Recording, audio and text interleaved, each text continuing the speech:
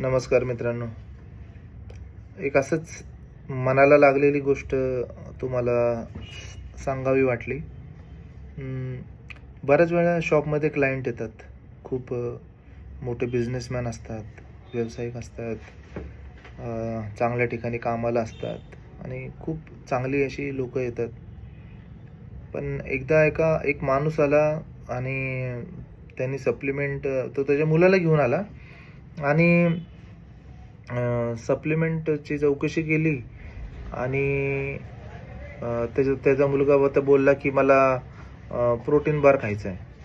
तर मग protein bar मी दिला त्यांना. तर प्रोटीन बार घेतला, पोराला खायला दिला आणि तसाच निघून गेला. आणि त्याचा पोरगा म्हणतोय, "पप्पा पैसे." तो म्हणले, "जाऊन दे रे, पैसे काय? चल, चल." आणि निघून गेला. म्हणजे मी पण काय असं मागितले नाही पैसे.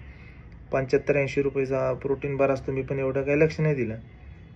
पण माझ्या आईची आठवण झाली. कारण की एकदा आमच्या बिल्डिंगमधले एक काका होते. ते नेहमी ड्रिंक करायचे आणि ते असंच बिल्डिंगमधल्या पोरांना घेऊन जायचे आणि त्यांच्याकडे एक पोलिसाची काठी असायची. एक पोलिसाची टोपी ते त्यांच्या गाडीत ठेवायचे. तर लोकांना वाटायचं हा पोलीस आहे आणि असंच भेळ खायला नेलं एका ठिकाणी. त्या भेळवाल्याला पैसे नाही दिले आणि तसेच निघून आले. पण मी भेळवाल्याकडे बघत होतो. त्या भेळवाल्याने मला असा नमस्कार केला आणि ते मला खूप मनाला लागलं. तो ज्या नम्रतेने त्याने मला नमस्कार केला. मी साधारण 7वी-8वीत असेल. तर घरी मी गेलो. आईला म्हणलं, "आई मला ₹10 दे. मला त्या भेळवाल्याला पैसे द्यायचेत." आणि मी आईकडनं पैसे घेतले. सायकलवरती परत आलो त्या ठिकाणी. त्या भेळवाल्याला पैसे दिले. तेव्हा माझ्या मनाला जरा बरं वाटलं. सांगायचं तात्पर्य हे आहे, की मित्रांनो तुम्ही तुमच्या पुढच्या पिढीला काय देताय? म्हणजे असे कोणते संस्कार तुम्ही त्यांना फॉरवर्ड करताय, जेणेकरून ते आयुष्यामध्ये एक चांगला माणूस बनतील.